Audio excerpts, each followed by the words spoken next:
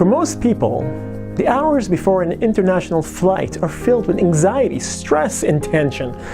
But for Rav Yerachmiel Milstein, a trip to Eretz Israel was as mundane as a trip to Manhattan on the subway.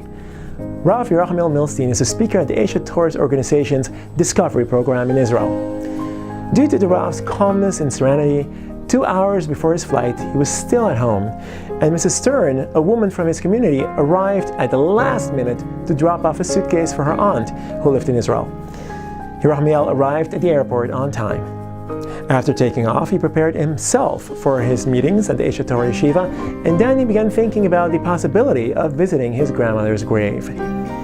It was very important for Yerachmiel to visit her tomb, as he had not had the opportunity to visit Cholon during his recent travels. On the morning of the third day of his journey, Yerachmiel planned to go to the cemetery.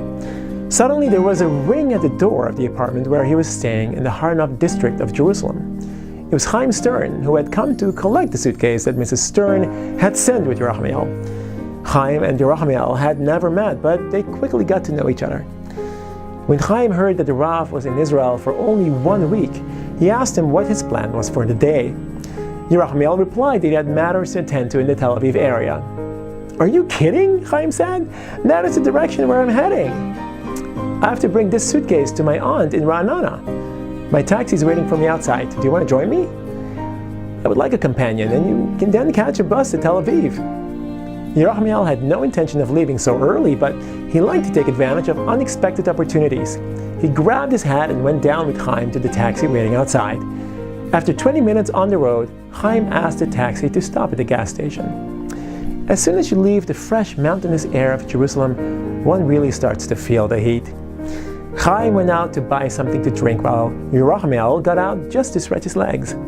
Once outside, he felt the effect of the hot July sun, and he thought that a bottle of fresh water would do him good.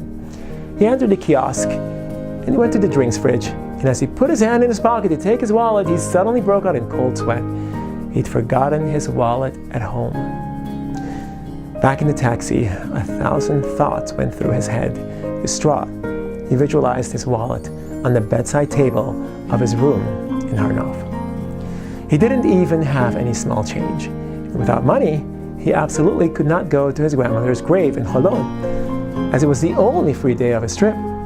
It meant that he had to give up what was closest to his heart, and who knew how long it would be before he would return to Eretz Israel. He could return to Jerusalem by hitchhiking, but his day would be lost. He could ask Chaim for money, but he needed enough money to pay for the journeys around Tel Aviv and to Cholon and his return to Jerusalem. He couldn't ask so much money from someone he barely knew.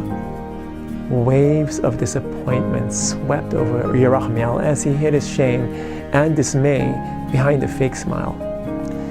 After some remarks about the oppressive heat of the day, Chaim asked Yerachmiel the last question he would have liked to hear. "What do you plan on doing today in Tel Aviv? Will you be going sightseeing, or do you plan on visiting friends or family?" "Well, not really. In fact, I plan to go to my grandmother's grave in Cholon." Yerachmiel's voice was hesitant as he thought of the visit he would certainly not be making. Chaim suddenly stood up. "Are you going to your grandmother's grave?" Then he turned his face towards the window, his mind somewhere else. Moments later, he turned to Yerachmiel with red eyes, and he begged him to do him an immense favor. He quickly took out some notes from his wallet and puts them in Yerachmiel's hand. He looked at Yerachmiel straight in the eye and explained, "Here, this is 300 shekels. I know you don't need this money, but please, let me sponsor your trip to your grandmother's grave. Take taxis to go wherever you need to go, on my account." Yerachmiel was unable to answer. He was speechless, and his benefactor looked at him in surprise.